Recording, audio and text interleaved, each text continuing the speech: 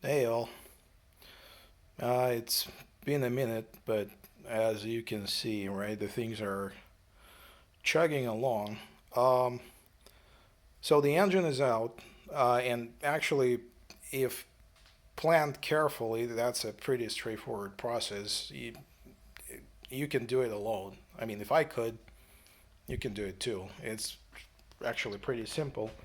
The part of the frame here comes off, and then you just support the engine from the bottom. Uh, Take the bolts out, drop the engine, slide it out. That's as simple as it gets, right? So yeah, the engine is out, uh, already split in halves, almost without damage. I snapped one of the bolts. I'll have to deal with it later. But it's on the oil pan cover, so that's a minor thing. Now, the reason I wanted to make this video is there's something peculiar I came across while doing this. Uh, so here's the thing, right? Uh, Once the crankshaft is out, everything is out, right? We're now down to removing the pistons. And on this engine, it's a V4, right? So there's not enough clearance between the pistons and the block walls to pull the pistons inwards. So you have to pull them outwards. Now the problem here is that apparently there is a carbon buildup on the very edge of the cylinder walls above the highest point of the piston ring. Well, in my case, it's also a little bit of rust, but anyways. And so the piston ring catches on this edge and it wouldn't come out unless, as they say, you use a larger hammer, but you're risking damaging not just the piston rings, which is fine because you're probably going to be replacing them anyways, right? But you're also risking damaging the cylinder walls, and well, that would be no bueno, right? Unless you're planning to replace the whole top half of the crankcase as well, but that's a whole different story. You probably wouldn't care about pistons at that in that case. So, how do you deal with this carbon build-up here? Well, the service manual says right here, if there is a ridge at the top of any cylinder bore, the ridge must be removed with an automotive type ridge reamer. Now, if you, just like me, have no idea what a ridge reamer is and how to use it, stick around and I will explain it to you after the commercial break. Just kidding, no commercial breaks here. So here's this thing, cylinder ridge reamer. I've never seen it before. I had no idea this thing even exists, but apparently there's a tool for everything. So this is what this thing looks like. Basically, this thing has a cutter right here. The bottom part goes into the cylinder, right? And you use this top bolt here to essentially, there are these lips here that come outwards. And so by rotating this top bolt, you move them outwards, and that will center the tool and lock it in place in the cylinder.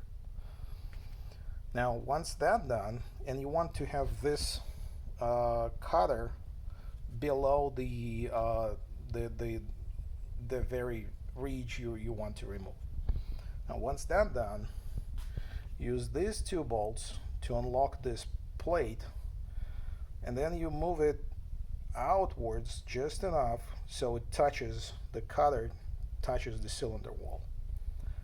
Then you lock that plate in place, and then you turn this little knob here. When you put it inside, you put it into position, let's say 1 or 2. Once you put this whole thing inside and lock the slide plate, you move this to the next position. So if you started in position 1, move it into position 2. What that will do is bring this cutting edge slightly outwards so it can start cutting the essentially that carbon buildup. And then you use this side here, this nut here, to rotate it clockwise. And what it does is that, well, while it rotates, it cuts that ridge. And also there's a fine thread here, so it keeps moving up. So basically in this spiral motion, you go all the way up till you at the edge of the cylinder wall, and that thing clears your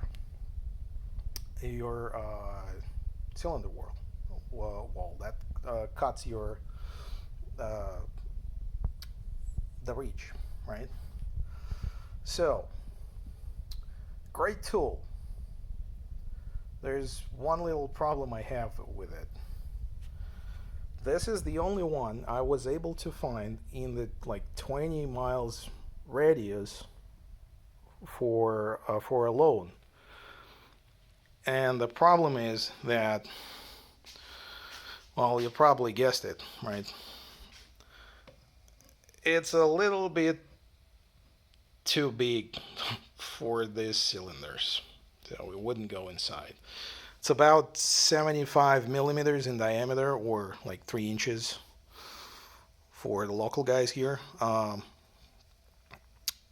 And so, yeah, so apparently it's not gonna work. So what other options do I have, right? And you can see that I got one of those pistons out already. So how did I do that? Well, another option is go on eBay or Amazon or whatever and find that very same tool with a smaller diameter. But since in my case, at least in my case, that buildup wasn't that, there wasn't much here. Just go to your local store, get yourself good old Scotch-Brite for $3 or whatnot. Cut a little piece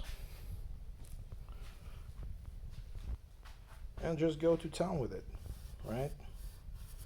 Now, would that scuff the cylinder wall? Yeah, ever so slightly. Do I care about it? No, not at all. Because I'm only working on the surface, in this case, that's already above the top piston ring position. And B, since I'm going to be replacing the piston rings, I'm going to hone the cylinders anyway, and honing is essentially scuffing them. That's the whole purpose of it. So, a little more scuffing, it's actually good. It's good for cylinders. Yeah, so this is a quick update. And so since the first piston is out, the cylinder doesn't look bad at all. I don't see any like grooves or anything like that, and there's nothing I can catch my finger on. It's pretty smooth, so I think it's gonna do well. I still have to check the other three, but for now, at least I'm 25% confident this engine is gonna work. Well, that's it for now. See you soon. Bye.